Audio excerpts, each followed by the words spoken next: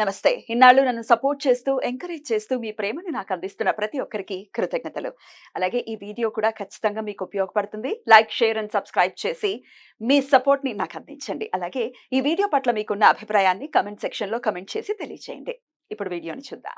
నమస్తే, welcome to our channel. నేను పద్మిని. ప్రస్తుతంతో పాటు ప్రముఖ ఆధ్యాత్మికవేత్త, వేద పండితులు, ఆగమ కేసరి, శ్రీ విద్య స్పిరిచువల్ సొసైటీ వ్యవస్థాపకులు చిర్రావూరి శ్రీరామ శర్మ గారు మనతో పాటు ఉన్నారు. మాట్లాడదాం. నమస్కారం అండి. నమస్కారం అండి. తిరుమల తిరుపతి దేవస్థానంలో రకరకాల అవకతవకలు పోయిన ప్రభుత్వంలో కానీ జరిగాయి అనేది చాలా మంది అంటూ ఉంటారు. చాలా మంది దాన్ని ఖండించిన దాఖలాలు ఎన్నో ఉన్నాయండి. ఒక వేద పండితులుగా చెప్పండి, అక్కడ జరిగినటువంటి అవకతవకలు నిజంగానే జరిగినట్టుగా మనం కన్సిడర్ చేయొచ్చా? ఇక ఇప్పుడు చంద్రబాబు నాయుడు గారు కొన్ని వ్యాఖ్యల్ని కూడా చేయడం జరిగింది. తిరుపతి లడ్డు విషయంలో ఆ నెయ్యిని ఎవరైతే సరఫరా చేశారో దాంట్లో జంతువుల కొవ్వుని మిక్స్ చేసినటువంటి, అంటే చాలా ఇబ్బందికరమైనటువంటిది. అది చెప్పడానికి కూడా చాలా బాధాకరం. ఎందుకంటే స్వామివారి కైంకర్యాలకు లేకపోతే స్వామివారి ప్రసాదాలకు ఉపయోగించేటటువంటి ఈ విషయాల్లో ఇంతటి ఘోరమైన విషయం మాట్లాడుకోవటం చాలా చాలా బాధాకరం. ఇది జరిగింది అంటూ ఆయన ఒక కమెంట్ ని చేయటము, దానికి వైసీపీ నుంచి కూడా డెఫినెట్ గా రిప్లై వచ్చింది. ఇది గనక నిజమైతే మేము ప్రమాణం చేయడానికి సిద్ధంగా ఉన్నాం, మీరు మీ ఫ్యామిలీతో ప్రమాణం చేయడానికి సిద్ధంగా ఉన్నారా అని ప్రమాణాల దాకా వెళ్లారు. అసలు ఎలా చూడొచ్చు అంశాన్ని? జరిగింది అని అనుకోవచ్చా? నమస్కారం. తిరుమల తిరుపతి దేవస్థానం చాలా ప్రసిద్ధం కలిగినటువంటి ఒక దేవస్థానం. అందరి దృష్టి కూడా దాని మీదే ఉంటుంది. జనరల్ గా అక్కడ జరిగే పూజలు ఏంటి, అన్ని ఎలా చేస్తున్నారు ఏంటి. ఎందుకంటే ప్రపంచంలోనే అత్యంత ధనికుడు వెంకటేశ్వర స్వామి. మరి అంత ధనికుడికి ఎంత చక్కగా జరగాలి ప్రతిదీ అని. మనం గమనించాల్సింది, ప్రభుత్వాలు పక్కకు పెడితే ఈ పార్టీలు ప్రభుత్వాలు అనేవి ఒక దేవాలయ నిర్వహణం అనే చేయడం కోసమే కార్యనిర్వహణాధికారి అని అక్కడ ఒకరిని పెడతారు. అలాగే ధర్మకర్త అనేటటువంటి చైర్మన్ అనేటువంటి పెడతారు. ప్రభుత్వం డైరెక్ట్ గా దాన్ని చూడలేక కాదు, దేవాలయం యొక్క కట్టుబాట్లు, పూజ ప్రసాద పద్ధతులన్నీ కూడా అది తెలుసున్న వాళ్ళు చూస్తే దాంట్లో మనకి ఒక శాస్త్రీయత అనేది ఉంటుంది. దానికోసమే ధర్మకర్త అని ఆయన పేరు. అంటే ఇక్కడ జరుగుతున్నవన్నీ ధర్మాలు సరిగ్గా జరుగుతున్నాయా లేదా అని చూడాలి. మనం దేవాలయాల్లో నాట్ ఓన్లీ ఇన్ తిరుపతి, ప్రతి దేవాలయంలో కూడా ఇటువంటివి చాలా ఎక్కువగా జరుగుతున్నాయి. కారణం ఈ కార్యనిర్వహణలో లోపంగా మనం గమనించాలి. ఇప్పుడు తిరుపతిలో జరిగినటువంటి విషయం జరిగిందా లేదా అనేటటువంటి విషయాన్ని వీళ్ళు జరిగింది అంటారు, వాళ్ళు జరగలేదని చెప్తూ ఉంటారు. కానీ మనం జనరలైజ్ గా చూస్తే జరగడానికి ఎక్కువ అవకాశాలు ఉన్నాయి. ఎందుకంటే రోజుకి ఎన్ని లడ్డూలు తయారు చేస్తున్నారు, ఆ తయారు చేసేటటువంటి లడ్డూల్లో ఎంత నెయ్యి వేయాలి, ఎంత పంచదార కానీ బెల్లం కానీ వేయాలి, దాంట్లో జీడిపప్పుల యొక్క క్వాలిటీ ఏంటి అనేది క్వాలిటీని పరీక్ష చేసి ఇది అని మనం చెప్తున్నారు. మనం ప్యూర్ ఆవు పాలు అనే విషయం మాట్లాడుకున్నాం అనుకోండి, అసలు ఎన్ని దొరుకుతాయి మనకి? ప్యూర్ అసలు గో సంపద ఎక్కడ ఉంది అంటే గోబ్రాహ్మణ హితాయచ ఆయన పేరే గోవిందుడు. అంటే గోవుల యొక్క సంరక్షణ చూసేటటువంటి మహానుభావుడు. ఇప్పటికైనా ఈ సందర్భంగా ప్రభుత్వాలు, ఇప్పుడున్న ప్రభుత్వం కానీ తర్వాత ప్రభుత్వాలు కానీ రాబోయే ప్రభుత్వాలు కానీ ఏవైనా సరే గమనించాల్సింది ఏంటంటే, ఒక ధర్మం అనేది ఆవులు బాగుంటే నడుస్తాయి. ఆవుల్ని మనం కవేళాగా పంపించేసి దొరికిన ఆవులన్నీ కూడా అటు ఇటు పెంచేసి అవి క్రాసింగ్ చేసేసి వేరే వేరే జీవితులతో కలిపేసి పాలు కావాలి అనే అత్యాశతో వాటిని విషపూరితం చేసేసి ఇప్పుడు మనకి శుద్ధత్వం కావాలంటే ఆవులు ఎక్కడి నుంచి వస్తాయి? రావు. అందులో గోవు సంపదల్ని ముందర పెంచుకునే అవకాశం చేసుకోవాలి. మీరు ప్యూర్గా దొరికే ఆవు పాలు కానీ, అది ఏ ఆవు పాలు మీరు పెంచుకుని మీరు దాని నుంచి పితికితే వచ్చే ఆవు పాలు తప్పితే మార్కెట్లో మనకి దొరికేటటువంటి ఆవు పాలు కాదు. మనం ఘంటాపదంగా రాసుకోవచ్చు, దీంట్లో మన సందేహమే లేదు. సో ఈ గవర్నమెంట్ ఆ గవర్నమెంట్ అని ఆపాదించాల్సిన అవసరం లేదు. ఎప్పటి నుంచో జరుగుతున్న విషయం, కానీ ఇది మరీ బాహటంగా జరిగిందని అనుకోవచ్చు. అంటే అది మీకు చెప్పినప్పుడు ఏంటంటే కల్తీలో 2 రకాలు ఉంటాయి. ఒక కల్తీ ఒక 1/2 లీటర్ శుద్ధం వాడితే ఇంకో 1/2 లీటరు ఏదో కలిపి వాడడం అనేది, ఇది తప్పదండి అంటాం. ఎవరైనా మనమైనా సరే ఇంటికి వచ్చారు, 10 మంది ఒకేసారి వస్తే పాలు టీ పెట్టారంటే నీళ్లు పోసి మరి కల్తీ చేసింది ఆవిడ, కానీ తప్పదు. కానీ ఈ నీళ్లు పోయడం వల్ల అనారోగ్యం ఏం రాదు వాళ్ళకి.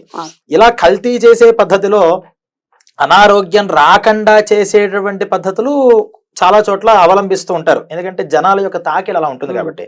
కానీ అనారోగ్యపూరితంగా వచ్చేవి కొన్ని అశాస్త్రీయమైన కొన్ని. ఇప్పుడు మీరు చెప్పిన ఆ కొవ్వులన్నీ కలపడం అనేది ఏదైతే ఆ జుగుప్సాకరమైన విషయం ఉందో, పవిత్రమైన భగవంతుడి దగ్గరికి వచ్చే వాళ్ళందరినీ కూడా ఇప్పుడు అపవిత్రులను చేయడమే కదా. అక్కడ ఇస్తున్న ప్రసాదం, ఆ తిరుమల ప్రసాదం తెచ్చుకుంటే సాక్షాత్తు ఆ వైకుంఠనాథుడైనటువంటి తిరుపతి బాలాజీ మన దగ్గరికి వచ్చాడు అని ప్రసాదం కోసం ఎదురు చూసే భక్తులు ఎంతో మంది ఉన్నారు. మరి వీళ్ళందరి ఆశలు కూడా అడుగుట్టినట్టు అవుతుంది కదా. అందువల్ల గోవుల్ని పెంచడం మీద ఇప్పటికైనా సరే టీటీడీ చర్యలు తీసుకుని, అక్కడ మీరు గమనించినట్లయితే పునుగు ఉంది, స్వామివారికి ప్రతినిత్యం పునుగు పెడతారు. ఈ పునుగు ఎక్కడ దొరకట్లా, ఆ పునుగు పిల్లి నుంచి వస్తుంది. టీటీడీ ఏం చేసిందంటే పిల్లిల సంరక్షణ చూసుకుని ఆ పిల్లిని పెంచి దాని నుంచి పునుగు తైలం శుద్ధంగా పెడుతుంది. అలాగే ఆవులు దగ్గర నుంచి ఈ నెయ్యి పదార్థాలు అవసరం కాబట్టి అవి ఎవరికో ఒక కాంట్రాక్ట్ ఇచ్చి మళ్ళీ వాళ్ళకి ఇచ్చిన, ఇప్పుడు వాడి యొక్క స్టామినా ఒక 100 టన్నుల వరకు చేసే అవసరం ఉంటే 350 టన్నులు 450 టన్నులు అవసరం అవుతుంది టీటీడీకి. ఇప్పుడు ఏం చేస్తాడు, ఆ బేరం పోగొట్టుకోలేక ఆ కాంట్రాక్ట్ మనమే చేజెక్కించుకోవాలనే దాంతో వేరే సోర్సుల నుంచి ఆ నెయ్యిని సప్లై చేయడం స్టార్ట్ చేస్తాడు. అక్కడ మనకి ఇదంతా ఈ కల్తీ అనేది స్టార్ట్ అవుతుంటుంది. బట్ ఎంతో కొంత వాళ్ళకి అవగాహన ఉంటుంది కదండి, ఇక్కడ కల్తీ జరుగుతోంది అని చెప్పి. దాన్ని అంత నిర్లక్ష్యం చేయడానికి వెనకాల ఉన్నటువంటి కారణం ఏమై ఉండొచ్చు, ఒకవేళ జరిగి ఉంటుంది? ఆ వెనకాల ఉన్నటువంటి కారణాల్లో కూడా ఇక్కడ ఈ విషయంలో పెద్ద అది ఆర్గనైజేషన్ చిన్న విషయం కూడా అక్కడ ఒకళ్ళకి తెలిసిన విషయం కాదు, అందరికి అన్ని విషయాలు తెలిసేది కూడా కాదు. అసలు ఈ కాంట్రాక్టర్ దగ్గర నుంచి వస్తుంది నెయ్యా కాదా అనేటటువంటి విషయాన్ని చూసుకునేది అక్కడ చిన్న అధికారి ఎవరో ఒకళ్ళు ఉంటారు. వాళ్ళకిను అవతల కాంట్రాక్టర్ దగ్గరికి ఉన్నటువంటి ఒక చిన్న అవగాహనతో అది నడిచిపోతుంటుంది. కానీ పై అధికారుల దగ్గరికి వచ్చేప్పటికి అసలు అది నెయ్యి శుద్ధంగా ఉందా లేదా, ఇంకోటి విషయం ఎప్పుడు తెలుస్తుంది, ఎవరైనా భక్తులు ఏమండి లడ్డూలో కొంచెం తేడా వచ్చింది, ఏదో స్మెల్ తేడా వస్తుంది, ఇంతకు మునుపులాగా లేదు అనేటటువంటి ఎలిగేషన్స్ ఏదైనా చేసినట్లయితే అప్పుడు వాళ్ళ అధికారి దృష్టిలోకి వెళ్ళి ఎందుకు జరుగుతోంది అని వెతుకుతారు దీన్ని. బహుశా ఇప్పుడు ఉన్నటువంటి ప్రభుత్వానికి అటువంటి ఫిర్యాదులు వచ్చి ఉండాలి. గత ప్రభుత్వంలో ఆ ఫిర్యాదులు ఎవరు కూడా ఇవ్వకుండా ఉండాలి, లేదా ఇచ్చినా సరే అవి నిర్లక్ష్యం వీళ్ళు చేసినా ఉండాలి. అందుకని ఇప్పటికైనా భగవంతుడు గో సంరక్షణ చేద్దాము అనేటటువంటి ఉద్దేశంలో ఉన్నాడని నేనైతే అనుకుంటున్నాను.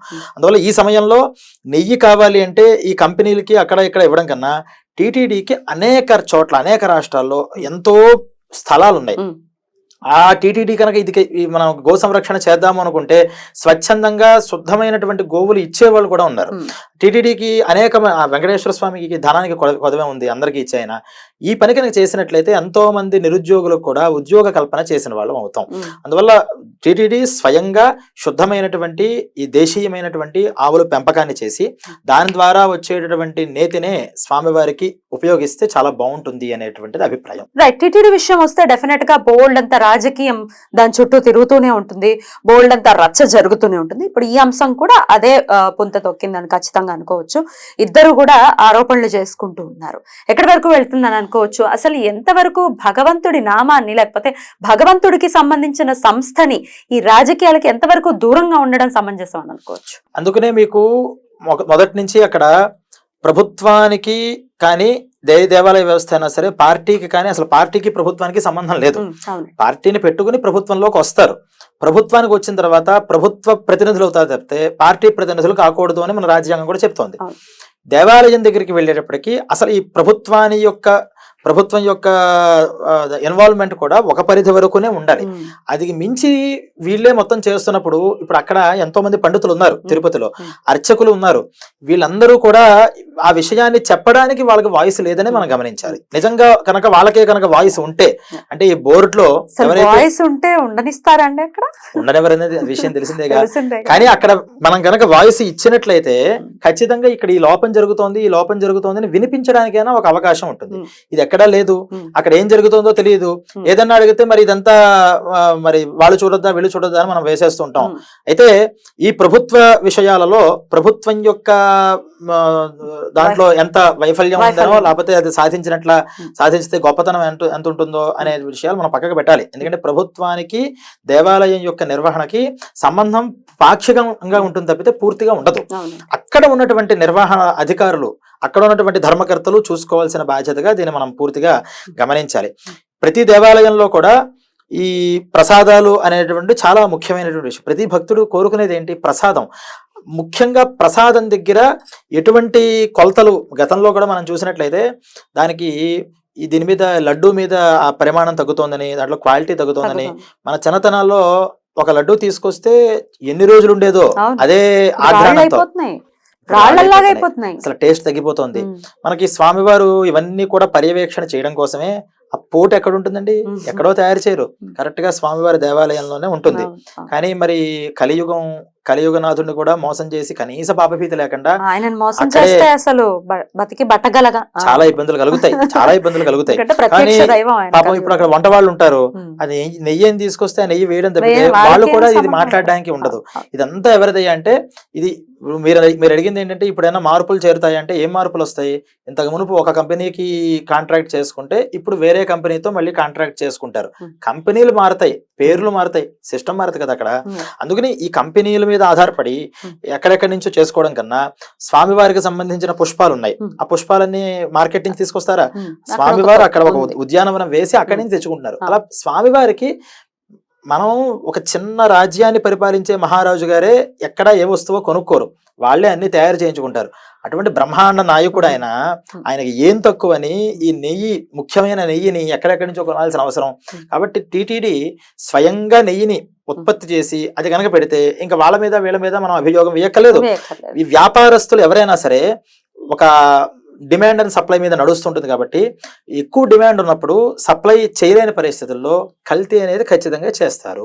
ఆ కల్తీలలో చేయాల్సిన మోతాదు కన్నా ఎక్కువ సప్లై చేయాల్సిన వచ్చినప్పుడు ఆ కల్తీలో కూడా మళ్ళీ కల్తీ జరుగుతుంది. ఆశ్చర్యం ఏంటంటే పూర్వం డాల్డాలో ఇంకోటో నూనెలో కలిపేవారు. ఇప్పుడు ఏది మనకు చూస్తూ ఉంటాం కదా, అసలు సన్ఫ్లవర్ ఆయిల్, ఈ గ్రౌండ్ నట్ ఆయిల్, ఇదంతా పెద్ద స్కామ్ అని మనకి ఇప్పుడంతా చెప్తున్నారు. కానీ మీకు నాకు తెలియదా? కానీ మనం వెళ్ళి మళ్ళీ షాప్ లో అవే కొంటాం. ఎందుకంటే ఇంకో కొనే ఆప్షన్స్ మనకు కనిపించట్లా, ఆ రేట్లు ఏమో అందుబాటులో ఉండట్లేదు. కాబట్టి ఏదో ఒకటి నూనె కదా అని అందరూ తెలిసినా దాన్నే వాడుతున్నారు. కొంతమంది మారడానికి ప్రయత్నం చేసుకుంటున్నారు. వాడకం తగ్గించుకోవాలి. మనం మార్చుకోవాల్సింది ఏంటంటే 10 లీటర్ల నూనె అవసరం అవుతుంది అనుకుంటే 10 లీటర్లు గ్రౌండ్ నెట్ కొంటే ఇంత అవుతుంది కదా అని క్యాల్కులేషన్ వేసుకోవడం కన్నా 3 లీటర్లు అవ్వకూడదు, ఇవే డబ్బులకి వస్తాయి కదా. అలా శుద్ధమైన అందుకనే గంగి గోవు పాలు గరిటెడైనను చాలు, అది గోఘృతం ఎంత ఉన్నా చాలు దాంట్లో. ఈ లడ్డూ ప్రసాదం యొక్క పరిస్థితులను మనం చూసుకున్నప్పుడు ప్రసాదాలు ఇన్నే ఉన్నాయి కాబట్టి ఇంతవరకునే మనం చేయగలుగుతాం. మిగతా ప్రసాదాలు ఏవైతే ఉన్నాయో అన్న ప్రసాదాలుగా తీసుకెళ్ళండి అంటే భక్తులు ఫస్ట్ లో ఒప్పుకోకపోయినా తర్వాత మెల్లమెల్లగా అర్థం చేసుకోవడానికి ఒక అవకాశం ఉంటుంది. వచ్చిన అందరు భక్తులకి లడ్డూలు ఇవ్వాల్సిందే, ఎవరు ఆర్జీ పెట్టినా సరే వాళ్ళకి 100 లడ్డూలు 1000 లడ్డూలు పంపించాల్సిందే అని పెట్టినప్పుడు దానికి హద్దు పొద్దు ఎక్కడ ఉంటుంది? డెఫినెట్ గా ఇట్లాంటివి జరుగుతాయి. అయినప్పటికీ శిక్ష పడుతుందా? ఇట్లాంటి మరి ఇది డెఫినెట్ గా చాలా అపరాధమే. మరి శిక్ష పడుతుందా లేదా అంటే అది భగవంతుడికే వదిలేయాలి. ఎందుకంటే ఖచ్చితంగా ఇట్లాంటివి బ్యాన్ చేయటమే కాదు, అలా సప్లై చేసిన వాళ్ళకి శిక్ష కూడా పడాలి అని కోరుకుంటూ కృతజ్ఞతలండి. నమస్తే అండి.